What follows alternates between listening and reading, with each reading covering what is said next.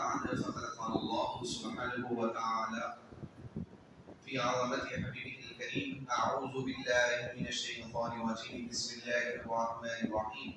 إن الله وملائكته يصلون على النبي يا أيها الذين آمنوا صلوا عليه وسلموا تسليما. اللهم صل على سيدنا مولانا محمد أفضل صلواتك وعدد معلوماتك وبارك وسلم. أعوذ بالله من الشيطان الرجيم، بسم الله الرحمن الرحيم. ومن يرغب عن ملة إبراهيم إلا من سفه نفسه ولقد اصطفيناه في الدنيا وإنه في الآخرة لمن الصالحين. إذا قال له ربه أسلم قال أسلمت لرب العالمين.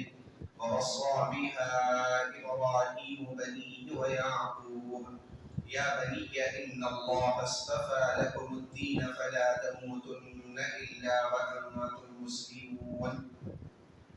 أم كنتم شهداء إذ حضر يعقوب الموت إذ قال لبنيه ما تعبدون من بعدي قالوا نعبد إلهك وإله آبائك إبراهيم وإسماعيل وإسحاق إلها واحدا ونحن له مسلمون. تلك أمة قد خلت لها ما كسبت ولكم ما كسبتم ولا تسألون عما كانوا يعملون. صدق الله العظيم وبلغنا رسوله النبي الكريم ونحن على ذلك لمن الشاهدين والشاكرين. الحمد لله ثم الحمد لله. ہر اتوار بعد نماز ظہر مسجد حاضہ میں درس تفسیر و درس فقہ تسلسل اور سلسلہ جاری ہے، اور الحمدللہ ہم نے سورہ بقرہ کی 129 آیات مبارکہ کا ترجمہ اور تفسیر پڑھنے کی سعادت حاصل کی۔ پہلا پارہ 129 سورہ بقرہ کی آیات تکمیل کی۔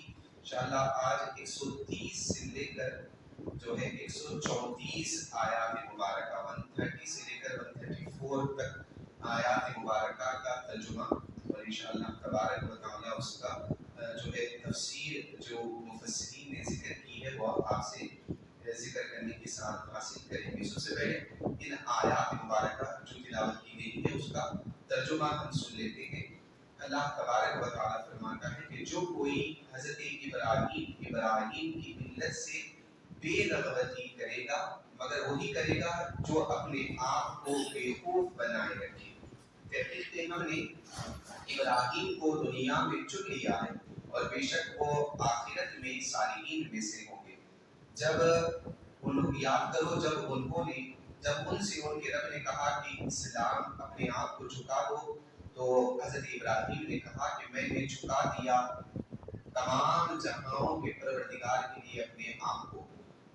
ابراہیم علیہ السلام نے اپنے بیٹوں کو وصیت کی اور یعقوب علیہ السلام نے کہ اے میرے بیٹوں، بے شک اللہ نے تم کو چن لیا ہے دین کے لیے، تمہاری موت نہ ہو مگر اس حال میں کہ تم مسلمان رہو۔ کیا تم موجود تھے اس وقت جب حضرت یعقوب کو موت آ رہی تھی، جب انہوں نے اپنے بیٹوں سے کہا کہ تم میرے بعد کس کی عبادت کرو گے، کس کی پرستش کرو گے؟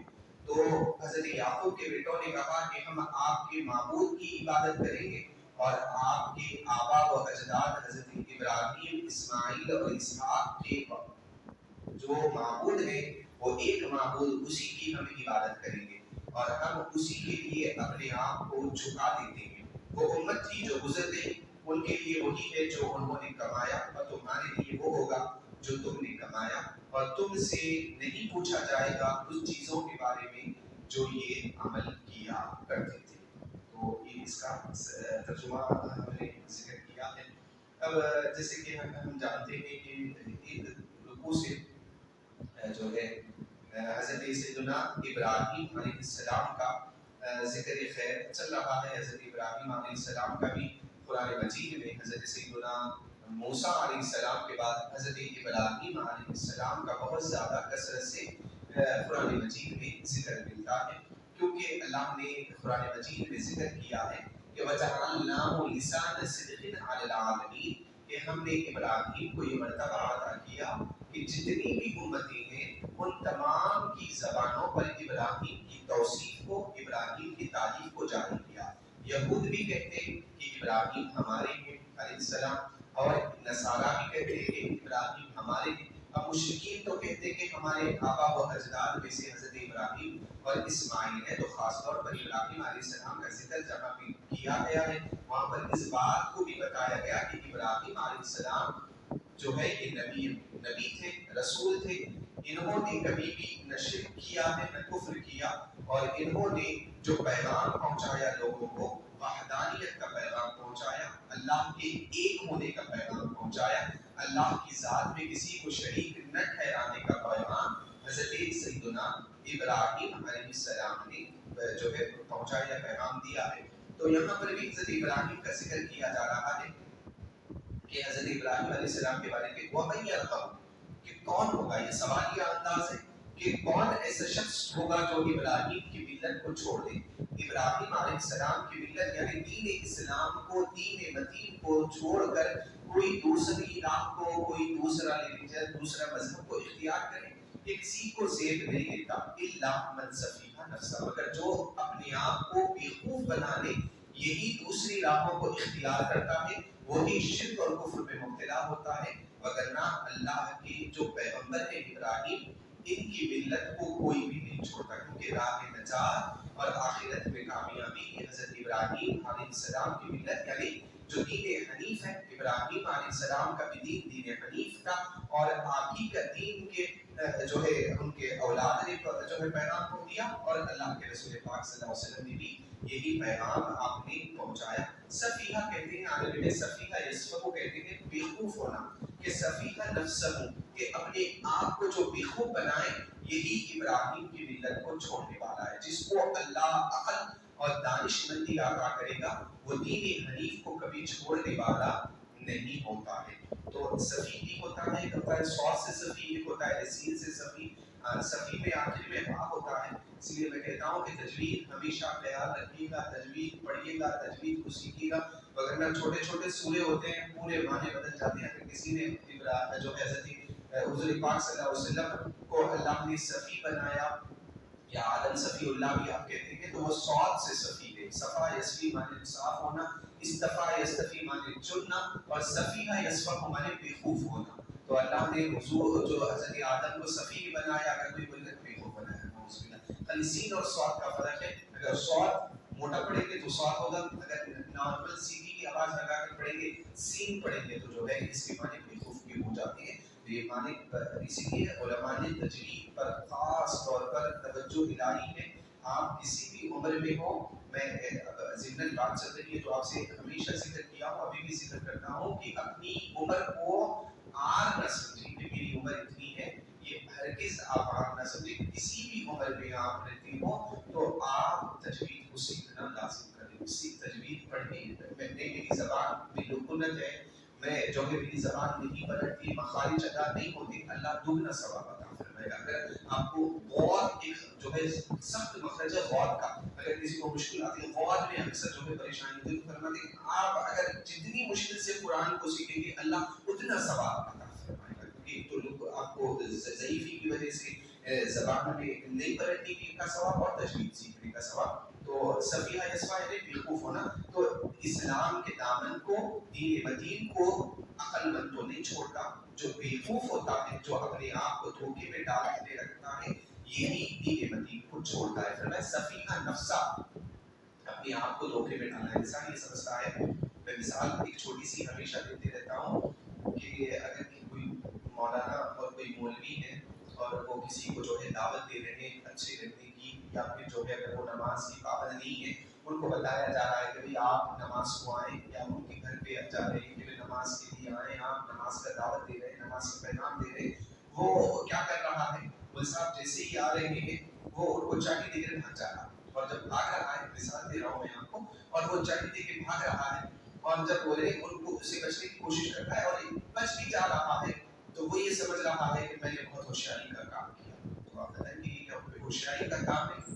نہیں، یہ اپنے آپ کو دھوکہ دے رہا ہے، یہ کسی اور کو دھوکہ نہیں دے رہا ہے، اپنے آپ کو دھو رہا ہے، تو جو ہے دھوکہ دے رہا ہے۔ ایسے ہی اگر کسی نے جو ہے اسلام کے دامن کو چھوڑے رکھتا ہے، اسلام پر عمل پیرا نہیں ہوتا ہے، وہ یہ نہ سمجھے کہ یہ میں بہت بڑا دانشمند اور خلمند اور بہت علمر ہوں اور بہت ہی ہوشیار ہوں، دانا ہوں، یہ ہرگز نہ سمجھے، بلکہ یہ اپنے آپ کو دھوکہ دے رہا ہے. جیسے کہ اللہ تبارک و تعالیٰ نے جو ہے ابتدا میں جو ہے منافقین کے بارے میں بھی یہی بات ذکر کی تھی کہ یہ اپنے آپ کو دھوکہ دینے والے. اگر کوئی اللہ کے احکامات پر عمل نہیں کرتا ہے اور یہ سمجھتا ہے کہ میں جو ہے بہت بڑا کام کر رہا ہوں، نہیں، بلکہ یہ اپنے آپ کو جو ہے دھوکہ دے رہا ہے. تو جو اپنے آپ کو دھوکہ دے وہ اسلام پر عمل پیرا نہیں. جس کو اپنی فکر ہوتی ہے، اپنی فکر جو ہوتی ہے وہ پھر اسلام پر عمل پیرا ہو جاتا ہے. جس کو اپنی بھی فکر نہ ہو وہ اسلام کا دامن چھوڑ دے، دین بدین کو چھوڑ دے، کیونکہ وہ ویلو سمجھتا ہے اپنے آپ کی کہ اگر مجھے جو ہے آخرت میں جانا ہے، اللہ کے ہاں جواب دینا ہے. اس کو جب اپنی فکر ہو جاتی ہے تو یہ پھر اسلام پر عمل پیرا ہو جاتا ہے. اس کو پھر اب فکر نہیں ہے، اپنے آپ کی بھی اس کو فکر نہیں ہے، تو وہ بیوقوف ہے. یعنی اللہ فرماتا ہے کہ سب سے بڑا بیوقوف ہے یہ، اس کو اپنی آپ کی بھی فکر نہیں ہے کہ آخرت میں جواب دینے کی، جواب دہی کا احساس نہیں. یہ بڑا اللہ نے اس کو بیوقوف بنایا. ہماری اور آپ کا نظریہ بیوقوفی کا الگ ہے. ہم یہ سمجھتے ہیں کہ جو بس نماز کا پابند ہو جائے، تھوڑی سی شرافت اس کے پاس ہو، وہ بیچارہ ہر ایک کو معاف کرنے والا ہے. کیا بیوقوف ہے جو دھوکے باز ہے، لوگوں کو دھوکہ دیتا ہے، لوگوں کو ستاتا ہے، لوگوں کے مالوں کو حرام کر جاتا ہے. ہماری نظر میں وہ بہت بڑا ہوشیار اور دانا سمجھتے خدا کی عظمت کی قسم وہ ہوشیار نہیں ہے، وہ سب سے بڑا بیوقوف ہے کہ وہ اس نے اسلام پر عمل جو بیچارہ اپنے حقوق کو معاف کر دیتا ہے، یہ اللہ کی نظر میں سب سے زیادہ مقبول بندہ ہے. تو ہمارے اور اللہ کے احکامات کے سامنے سوچنے اور فکر سب کچھ ہماری تبدیل ہو چکی ہے. تبدیل ہماری سوچوں کو اور فکر کو صحیح اور درست کرنا چاہیے. وَلَقَدِ اسْتَفَيْنَاهُ فِي الدُّنْيَا، اللہ نے فرمایا کہ اللہ تبارک و تعالیٰ نے حضرت ابراہیم علیہ السلام کو دنیا میں چن لیا ہے. آپ کی رسالت کے لیے، آپ کی نبوت کے لیے اللہ تبارک و تعالیٰ نے آپ کو چن لیا ہے. آپ کی جو ہے پیٹ سے اور آپ کی نسل میں آنے والی نسلوں میں اللہ تبارک و تعالیٰ نے بے شمار جلیل القدر انبیاء کو پیدا فرمایا. بے شمار اللہ نے حضرت ابراہیم کی وجہ سے ہے کہ بیت المقدس بھی آباد آپ کے اولاد نے کیا، مسجد حرام بھی آپ کے جو ہے نسلوں میں جو ہے جاری کیا، آپ کی اولاد نے جو ہے اس کو آباد کیا. تو یہ حضرت ابراہیم ہے. وَإِنَّهُ فِي الْآخِرَةِ لَمِنَ الصَّالِحِينَ، اور یہی ابراہیم ہے کہ جو آخرت میں صالحین میں سے ہوں گے. یہ ایسے ہوں گے کہ صالحین صالحیت خود ان کی ہوگی، صالح خود ان کے ساتھ ملیں گے. وہ صالح یعنی نیکوکاروں کی جماعت میں حضرت ابراہیم علیہ السلام ہوں گے. اللہ تبارک و تعالیٰ ایسے ہی مرتبہ نہیں دیا حضرت ابراہیم کو، بے شمار آزمایا. اس سے پہلے میں نے ذکر کیا اذ قال له ربه اسلم قال اسلمت لرب العالمین. جب ابراہیم سے جب کہا گیا کہ اپنے آپ کو جھکا دے، ابراہیم وہاں پر اپنے آپ کو جھکا دیا، سر خم تسلیم کر لیا. جب موقع آیا حضرت ابراہیم علیہ السلام نے جو ہے ان کے دل میں تو ایمان تھا لیکن یہ اظہار نہیں کیا کرتے تھے. اس آیت مبارکہ کے بعد یعنی جب حضرت ابراہیم کو حکم دیا گیا کہ آپ اظہار کریں تو پھر اظہار کیا گیا. علماء نے یہاں پر ایک بحث بھی کی ہے کہ مومن اور مسلم میں کچھ فرق ہے، یعنی ایمان اور اسلام میں کچھ فرق ہے. ایمان میں یا اسلام میں کچھ فرق ہے یا نہیں ہے؟ تو اکثر فرماتے ہیں کہ اس میں کوئی فرق نہیں ہے اسلام اور مسلم ایمان میں. لیکن بعض نے کہا کہ نہیں، اس میں فرق ہے. ایمان کا تعلق قلب سے ہوتا ہے اور اسلام کا تعلق ظاہری اعضاء سے ہوتا ہے. ظاہری اعضاء اگر میں دل میں اگر ایمان ہے اور دل میں جو ہے اس وہ اللہ کو مانتا ہے، اللہ کے رسول کی نبوت اور رسالت کو مانتا ہے، وہ دل سے تو مومن رہے گا. لیکن اعضاء اگر اس کے جو ہے ذہن بتا رہا ہے تو اس کو ہم مسلمان نہیں کہیں گے دل سے. تو اس لیے بتایا کہ اگر کوئی دل میں اگر ایمان رکھتا ہے تو اس کو چاہیے کہ زبان سے اس کا اظہار بھی کرے. اگر کوئی مسلمان کا مطلب یہ کہ مثال سے میں آپ کو سمجھاتا ہوں کہ ایک شخص ہے کہ وہ اسلام کو، ایمان کو چھپائے رکھتا ہے، دل میں چھپائے رکھتا ہے، لیکن کبھی ظاہر نہیں کیا. اب کبھی ظاہر نہیں کیا. اب اگر یہ مر گیا تو اس کے اوپر نماز جنازہ پڑھیں گے یا نہیں پڑھیں گے؟ فرماتے ہیں کہ نہیں پڑھیں گے. نہیں پڑھیں گے. کیوں؟ دل میں تو ایمان تھا، دل کا جاننے والا اللہ تبارک و تعالیٰ کی ذات ہے. اب یہ مسلمان ہے یہ نہیں ہے، یہ آزاد سے ظاہر ہونا پڑے گا. آزاد سے. اب ایک شخص ہے کہ دل میں تو اس کے ایمان نہیں ہے لیکن ظاہری طور پہ نماز بھی پڑھتا ہے، سب کرتا ہے، پر دل میں کچھ بھی ایمان نہیں ہے. بلکہ نہیں، اب اگر یہ بن گیا تو اس کو پھر نماز جنازہ بھی پڑھیں گے، اس کو مسلمان بھی کہیں گے. اب قلب کا تعلق یہ اللہ تبارک و تعالیٰ چاہتا ہے. ایمان کا تعلق قلب سے ہے اور اسلام کا تعلق اعضاء و جوارح سے ہے. تو جب ہم مومن ہو جائیں تو چاہیے کہ اسلام یعنی اسلام کو ظاہر مسلمان ہونے کے اپنے جو شعائر ہیں اس پہ عمل پیدا ہو جائیں. ایمان جب ہو، اسی لیے بتایا ہے کہ جب ایمان کے بارے میں کہ انسان جو ہے جتنا زیادہ اس کا ایمان مضبوط ہوتا ہے اتنا زیادہ وہ اپنے اسلام پر عمل پیدا ہوتا ہے اور وہ اسلام کی شریعت پر عمل پیدا زیادہ ہو جاتا ہے.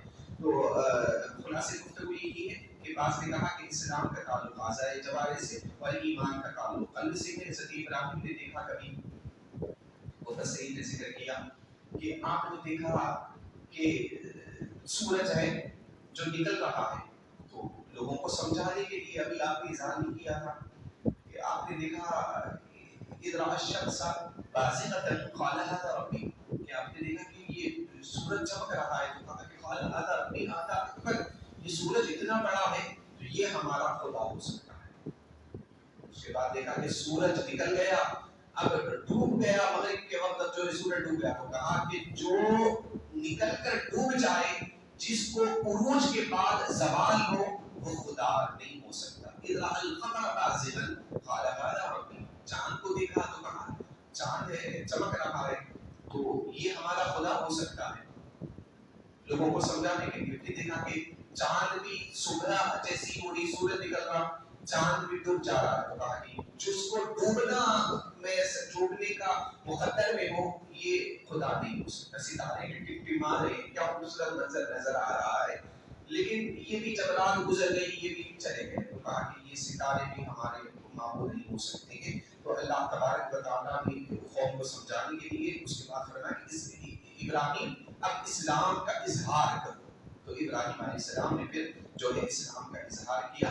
میں جب ابراہیم علیہ السلام کا ذکر کرتا ہوں تو ایک پیغام آگے بھی آئے گا. صدر باری میں اللہ تبارک و تعالیٰ نے تفصیل سے حضرت ابراہیم کے واقعے کو ذکر کیا. ہمارا زمانہ ہم جس کنٹری اور جس ملک میں رہتے ہیں ہر ایک کنٹری کے اور ہر ملک کے حالات الگ الگ ہوتے ہیں. مطلب کہ عربستان کے حالات الگ ہیں، ہندوستان کے حالات الگ ہیں. ہم جس ملک میں رہتے ہیں یہاں پر ہمارا تعلق اور ہمارا میل ملاپ غیر مسلموں سے زیادہ ہوتا ہے بنسبت عرب کے. کہ عربوں میں اب ہر جگہ جہاں دیکھیں اللہ ماشاء اللہ میں جو ہے وہ دیکھ گیا تھا وہ 15-20 دن جو ہے الحمدللہ وہ جہاں دیکھیں اللہ حاجی اللہ پورا بخاری بس صدائیں اذاؤں کی صدائیں. اب جیسے ایئرپورٹ سے جو وہاں کی بالکل جو ہے کی آوازیں اور جو بالکل معمولی بالکل تک وہاں پہ ایک مسلم ہے، یہاں پہ جو ہے مسلم ہمارے ساتھ رہتے ہیں. تو ہم کو چاہیے کہ حضرت ابراہیم علیہ السلام کی زندگی کو پڑھیں. حضرت ابراہیم علیہ السلام نے کیسے دعوت و دین جو ہے غیروں کے سامنے پیش فرمایا، کیسا حالات تھے، کیسے انہوں نے حالات کو برداشت کیا، اس کے بعد غیروں کے سامنے جو ہے اسلام کو پیش کیا. کبھی جو ہے ایک چھوٹے سے خود کو مار کے پیش کیا، ایسے تو ہم کو نہیں کرنا چاہیے، لیکن سمجھایا کس طریقے سے. اپنے ایک مشرک چچا کو بھی انہوں نے کیسے سمجھایا. ابراہیم یا ابتی لما تعبد ما لا يسمع ولا يبصر ولا يغني عنك شيئا يا ابتی لا تعبد الشیطان یا ابتی انی اخاف ان یمسک عذاب من الرحمن. ایسا اچھی طریقے سے سمجھانے کی کوشش کی کہ اے چچا کے ذریعے قوم کو بھی سمجھایا کہ اس کی پرستش کیوں کرتے ہیں جو تم کو نہ نفع پہنچاتی ہے نہ نقصان پہنچانے والی ہے، نہ یہ شیطان کا فریب ہے. یہ آپ راہ ہدایت پہ آ جائیں وگرنہ عذاب نازل ہو جائے گا. یہ تمام چیزیں اچھی اور احسن طریقے سے حضرت سیدنا ابراہیم علیہ السلام نے سمجھایا. اس کے بعد حضرت ابراہیم علیہ السلام کو جب آزمائشوں میں ابتلا کیا گیا، ابراہیم علیہ السلام سے جب اللہ نے فرمایا اسلم اپنے آپ کو جھکا دو، تو حضرت ابراہیم علیہ السلام نے اپنے آپ کو جھکا دیا. وہ واقعات آپ کو یاد ہے کہ حضرت ابراہیم علیہ السلام نے جو ہے جب آگ میں ڈالا گیا تو آپ جو ہے صریح ہم تسلیم ہے کہ جو اللہ نے فرمایا بس اپنے آپ کو جھکا دیا. بیٹے کے حلق میں چھری چلانے کا حکم دیا گیا تو حضرت ابراہیم اپنے بیٹے معصوم بیٹے کے حلق میں چھری چلانے کے لیے بھی تیار ہیں. اپنے معصوم بیٹے کو ریگستان میں چھوڑنے کے لیے بھی تیار ہے، اپنے اہل خانہ کو جو ہے ایک ریگستان میں چھوڑنے کے لیے جب اللہ نے حکم دیا، ابراہیم علیہ السلام نے اپنی آنکھ کو جھکا دیا۔ علماء نے اور مفسرین نے فرمایا جب آپ کو آگ میں ڈالا جا رہا تھا، یہ ہوتا ہے، یہ بس اوقات صوفیہ فرماتے ہیں اللہ سے تو دعا کرتے ہی کرتے ہیں، جس لیے حضرت ایوب نے بھی کہا کہ جب ان کو زخم وغیرہ ہو گئے تھے، پورے زخم بھر گئے تھے، تو اللہ کی صبر پر اور ان کی رضا ہے کیا کیا آپ اندازہ کریں کہ ابھی اس کے اوپر کوئی گلا شکوہ نہیں کرتے کہ جب زخم ہو گیا اس میں کیڑے پیدا ہو گئے، اب کیڑا جو ہے اس زخم سے نکل رہا ہے، تو حضرت ایوب علیہ السلام اس کو اٹھا کر جو ہے اس کیڑے کو اپنے زخم میں ڈال رہے ہیں اور کہہ رہے ہیں کہ تیرا رزق اللہ نے میرے زخم میں رکھا ہے، تو میں تیرے رزق کو چھوڑ کر تو کہاں جا رہا ہوں؟ گلا شکوہ نہیں کہ مجھے اتنی بیماری آ گئی، میں جو ہے یہ ہو گیا نہیں، تو حضرت اسی لیے صوفیہ فرماتے ہیں کہ دعا تو کرنا چاہیے مصیبت میں، لیکن بعض اللہ والے صوفیہ فرماتے ہیں کہ مصیبت آئی اور پریشانی آئی تو اللہ کی بارگاہ میں یہ دعا کرتے ہیں کہ مولا یہ مصیبت ہٹا دے، مولا اس مصیبت پہ صبر عطا فرما دے۔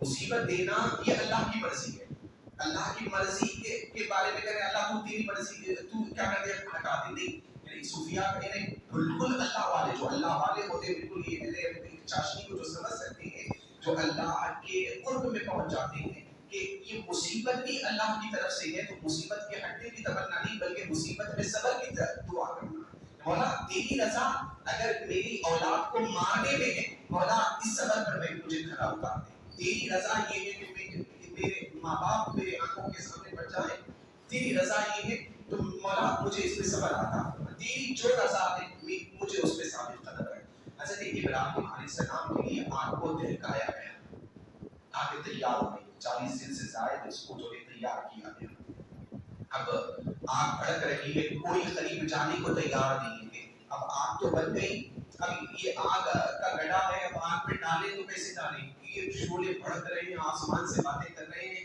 کوئی پرندہ بھی قریب نہیں جا سکتا، منجنیق بنایا گیا، یعنی ایک طریقے کا توپ بنایا گیا، سب سے پہلا توپ حضرت ابراہیم کے زمانے میں بنا کہ اس پہ بٹھا کے وہ بھی شیطان نے مشورہ دیا، اس کو بنا کے حضرت ابراہیم علیہ السلام کو آگ میں ڈالا جائے، تو فرشتہ آیا، پانی کا فرشتہ کہ آپ حکم دیں تو ابھی بارش نازل ہو جائے اور وہ پورا کا آگ جو ہے پانی میں مل جائے، پورا پانی بن جائے، اس کے بعد حضرت ابراہیم نے کہا کہ نہیں، تو آخر میں حضرت جبرائیل علیہ السلام آئے،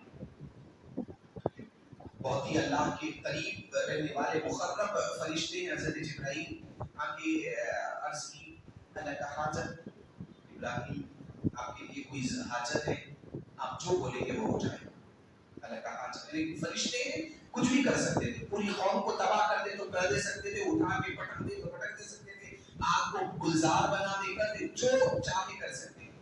پوچھا جبرائیل نے اللہ کا حاجت یا ابراہیم، ابراہیم علیہ السلام نے کہا اما الیک فلا، ملائکہ سے بھی بڑا درجہ انبیاء کا ہوتا ہے، کہا اما الیک فلا، اب رہا آپ کے پاس، یعنی چھوٹا آدمی ہمارے لیے مدد کیا کرے گا، میں تو بڑا بات نہیں ہے، اللہ کے خلق خلیل اللہ کے وہ بھی، جبرائیل تم سے مجھے کچھ حاجت نہیں، ہمارے لیے فلا، تم آگے میری مدد کرتے نہیں، تم آگے، جبرائیل نے کہا اچھی بات، میرے سے نہیں مانگتے نا، اللہ کے قریب رہنے والے ہیں، فسأل ربک، آپ کے رب سے مانگ لو، میرے سے نہیں رہتے تو اللہ ہی سے مانگ لو، کیا پیارا جملہ یہ ہوتا ہے، یہ اللہ والے نے تو انبیاء ہے، انبیاء کا توکل کی جو ہے معیار دیکھیں، ان کا بلندی دیکھیں، کہا حسبی ان سوالی علمہ بحالی، پیارا جملہ حضرت ابراہیم نے کہا حسبی ان سوالی علمہ بحالی،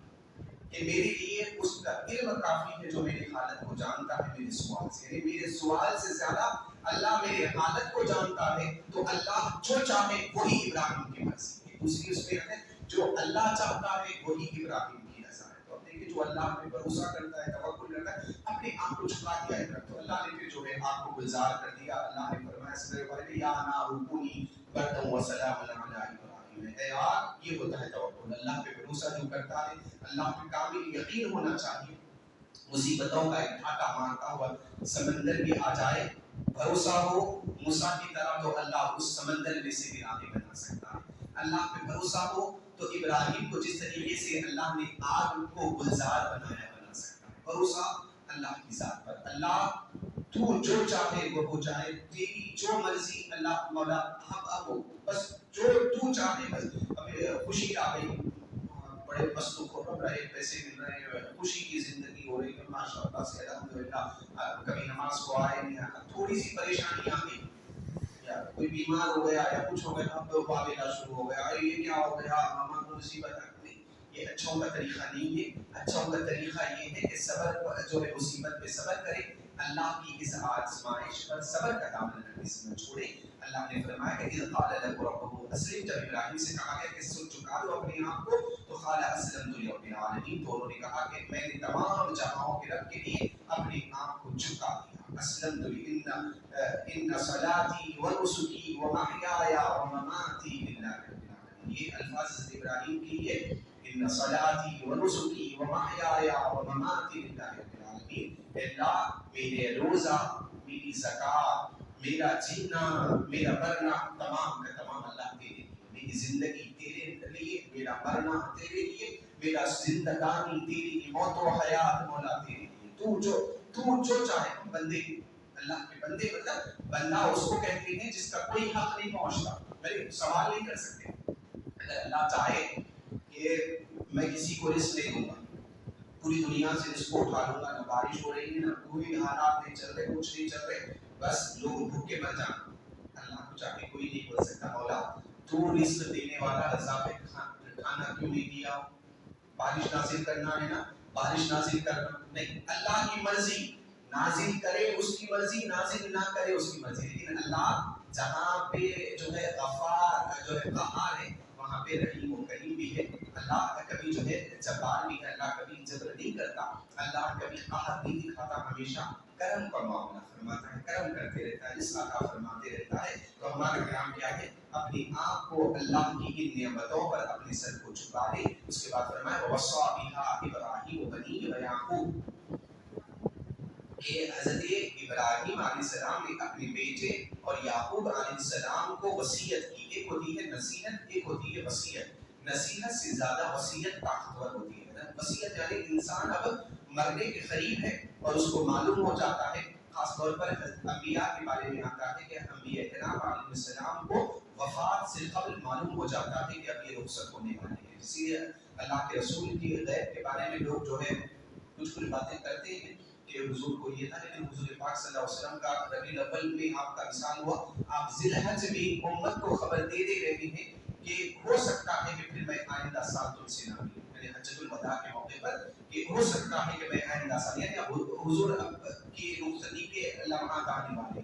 तो ऐसे ही हज़रत इब्राहीम अलैहिस्सलाम को भी मालूम हो चुका था कि आप इस दुनिया से पर्दा फरमाने वाले हैं, तो आपने अपनी औलाद को नसीहत की। हज़रत इब्राहीम अलैहिस्सलाम के बारे में आता है कि मुझे भी नई बात मालूम नहीं, आपको भी इल्म, ये दर्स में आप बैठते हैं तो नई नई बातें मालूम होती है। मैं कहता हूँ आपसे कि दर्स में अगर आप बैठेंगे तो आपको अपने इल्म में इजाफा होगा।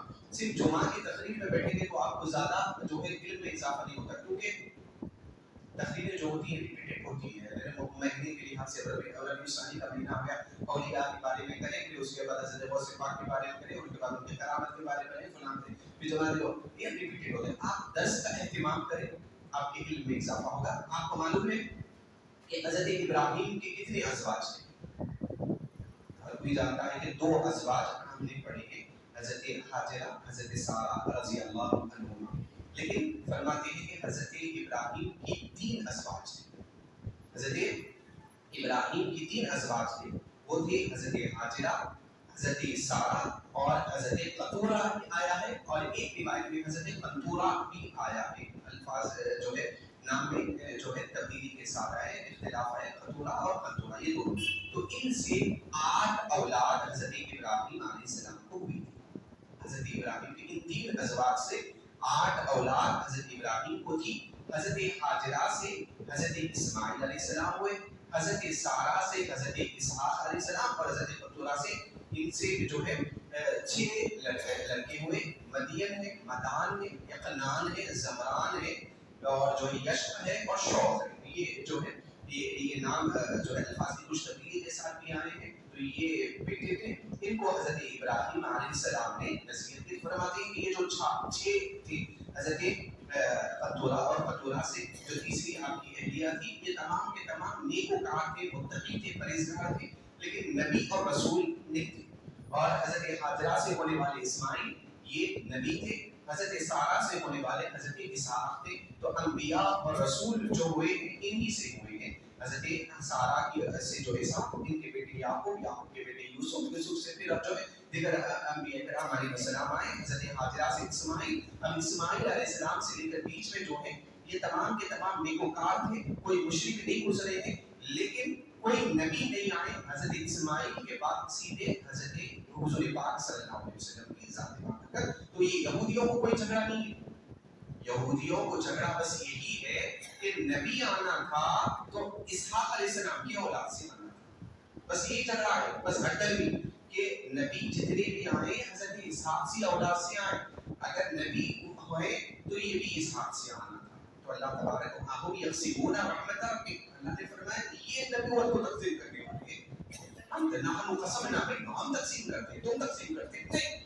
ہم نے تمام انبیاء کو اسحاق سے بھیجا میرے نبی کی شان کو بتانے کے لیے. میں نبی کو اسماعیل کی اولاد سے بھیجتا ہوں کہ جو چاہنے والے ہیں وہ میرے نبی کو مانے, جو نہ چاہنے والے ہیں وہ جو ہے حضور سے آدھا ہو تو میری مرضی ہے, میں بھیجتا ہوں. تو اللہ نے حضور پاک صلی اللہ علیہ وسلم کو حضرت اسماعیل سے جو وصیت کی ہے, وصیت ہے اب انبیاء کی وصیت ہے. تو بتاتے ہیں کہ وصیت بھی ہوتی ہے. میں کہتا ہوں کہ انسان جب مرتے رہتا ہے نا تو اس کو اپنی اولاد کے بارے میں اور یا پھر جو ہے اس کے ذہن میں جو چیزیں ہوتی ہیں آخری وقت میں, مرتے وقت میں وہی چیزیں اس کو جو ہے فکر مند ہوتی ہیں.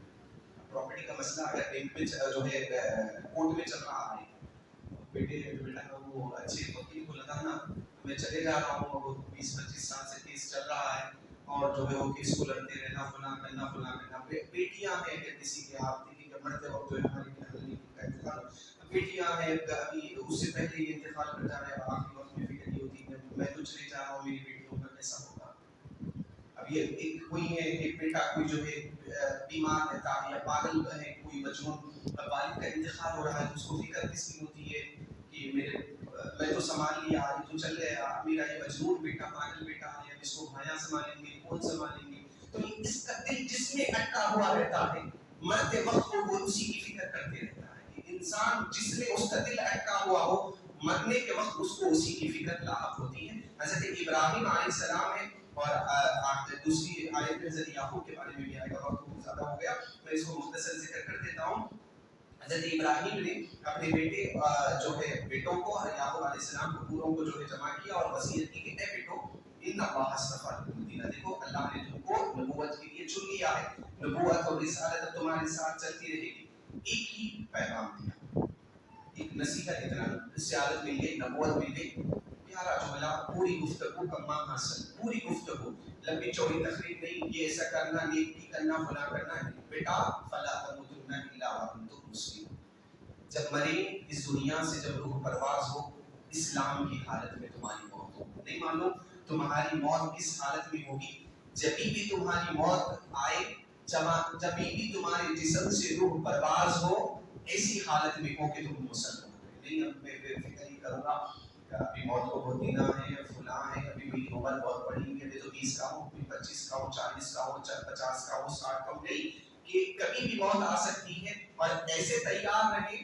کہ جب بھی اللہ کا بلاوا آ جائے میں چلنے کے لیے تیار ہوں, اللہ میں تیری بارگاہ میں پہنچاؤں, اور جب مروں اسلام کی حالت میں مروں. موت آئے تو اسلام کی حالت میں آئے. بیٹے یہ خیال رکھنا, یہ بہت بڑی اہم نصیحت ہے, میں کسی اور موقع پر آپ کے سامنے کرتا ہوں. وصیت کہتے ہیں انما تکون عند الخوف من الموت, کہ مرنے کے بعد جب کسی چیز کا خوف ہوتا ہے تو اس وقت جو باتیں کی جاتی ہیں تو گرامر کے لحاظ سے وہ جو باتیں ہوتی ہیں اس کو وصیت کہا جاتا ہے. تو حضرت ابراہیم نے ایک ہی نصیحت کی کہ بیٹا تم مرے تو اسلام پر تمہاری موت ہو. اب اس کے بعد اور ایک آیت جو ہے اس میں جو ہے یہودیوں نے حضور پاک صلی اللہ علیہ وسلم سے آ کر کہا تھا, تفصیلی واقعہ ہے, مختصر ذکر کر رہا ہوں, کہ انہوں نے آ کر کہا تھا کہ یعقوب علیہ السلام کی وفات کے وقت انہوں نے اپنے بیٹوں کو بلوایا اور بلا کر یہ کہا کہ تم یہودیت کو اختیار کرنا. اس کو اختیار کرنا یہودیت کو، یہودی بنے ہوئے رہنا. تو اللہ نے اس کا انکار کیا. یہ آیت مبارکہ نازل ہوئی، کہا کہ ام کنتم شہداء، کیا تم موجود تھے اس وقت، اذ حضر یعقوب الموت، کہ جب یعقوب علیہ السلام کے پاس موت آئی تو موجود تھے کہ یعقوب علیہ السلام سمجھا رہے تھے اپنے بیٹوں کو یہودیت کو اختیار کرنا. یعقوب کا حضرت ابراہیم کا دین حنیف تھا، یہودیت تو بات کی ایجادیت نہیں تھا. اذ قال لبنیہ ما تعبدون من بعدی، یاد کرو جب یعقوب علیہ السلام نے اپنے بیٹوں سے کہا تھا کہ بیٹے ہم تو چلے جا رہے ہیں، اب میرا وصال ہونے والا ہے، تم میرے بعد کس کی جو عبادت کرو گے. قالوا نعبد الہک، تو انہوں نے کہا کہ ہم عبادت کریں گے آپ کے معبود کی، و الہ آبائک، اور آپ کے آبا کی، ہم جو معبود ہیں اسی کی عبادت کریں گے. یعقوب علیہ السلام کے بیٹے بول رہے ہیں، یعقوب علیہ السلام ان کے آبا و اجداد یعنی اسحاق علیہ السلام اور جو ہے حضرت ابراہیم جو ہے ذکر کیا، ابراہیم ہے، اسماعیل ہے، اسحاق ہے، الہ واحدہ، ہم انہی کی عبادت کریں گے. ابا جان آپ فکر نہ کریں، ہم جو عبادت کریں گے انہی کی عبادت کریں گے. تو اس میں ان یہودیوں کا رد ہو گیا جو یہ کہتے ہیں کہ یعقوب علیہ السلام نے آخری وقت میں وصیت یہ کی تھی کہ یہودیت کو اختیار کرنا. اور ایک بات ہے، ہم کو زیادہ تعلق نہیں ہوتا لیکن یہ بات یاد رکھیں کہ اگر نہیں معلوم ہے تو نئی چیز ہے، یہ بھی سن لیں کہ یہ جو یہودی ہے، ذبح کا جو واقعہ ہوا ہے، قربانی کا جو واقعہ ہوا ہے، میں سمجھتا ہوں اگر آپ کو نہیں معلوم ہے یہ تو ایک نئی بات آپ کو لگنے لگے گی. یہ تو ویسے تو علم والوں کے حلقوں میں بہت ہی بڑا جو ہے بڑی بات ہے، یہ علمی بات ہے کہ یہودی یہ کہتے ہیں کہ جو ذبح ہونے والے جو لڑکے تھے یہ حضرت اسماعیل نہیں تھے بلکہ حضرت اسحاق تھے.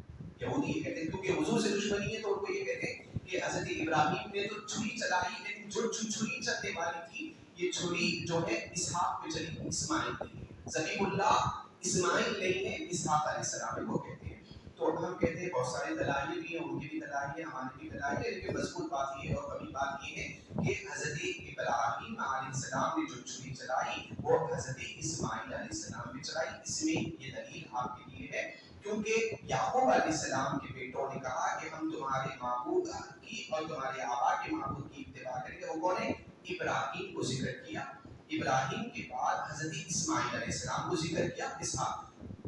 تو پتہ کیا چلا کہ ابراہیم علیہ السلام کے پہلے بیٹے اسماعیل ہیں اور ان کے دوسرے بیٹے اسحاق ہیں. ذبح کے واقعے کے بعد اللہ تبارک و تعالیٰ نے قرآن مجید میں فرمایا وَبَشَّرْنَاهُ بِإِسْحَاقَ، کہ ہم نے اسحاق کی بشارت ان کو دی، ایک لڑکے کی بشارت دی، وہ حضرت اسماعیل کے بعد پیدا ہونے والے ہیں. تو فرمایا کہ ابراہیم علیہ السلام ہے اور اسماعیل علیہ السلام، اور اس کے بعد اسحاق کو ذکر کیا جو ان کے دادا ہوتے ہیں یعقوب علیہ السلام کے والد. اور یہاں پہ علماء نے یہ بات بھی ذکر کی کہ حضرت ابراہیم کو اور حضرت اسماعیل یہ جو ہے، ابراہیم تو دادا ہوتے ہیں، اسماعیل یہ چچا ہوتے ہیں، ان کے دادا کے بھائی چچا ہوئے. تو لیکن علماء فرماتے ہیں کہ عرب میں چچا کو بھی باپ کا کلمہ ذکر کیا جاتا ہے. میں نے ابراہیم علیہ السلام کے واقعے میں آپ سے ذکر کیا تھا کہ بعض کہتے ہیں کہ حضرت ابراہیم کے والد جو ہے آزر ہے. تو میں نے بتانے کی کوشش کی تھی کہ عرب میں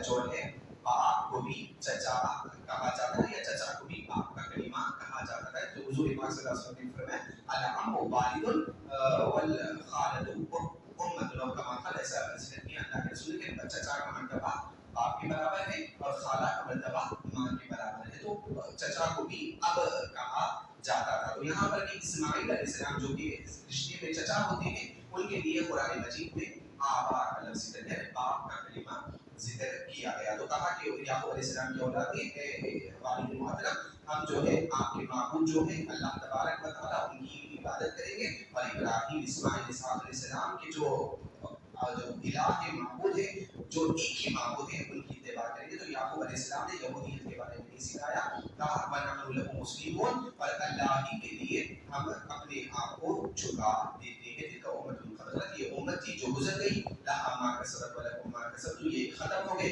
اسماعیل علیہ السلام کی جو ہے امت گئی، ابراہیم کی امت چلے گئی، ان کے لیے وہ تھا جو انہوں نے کیا.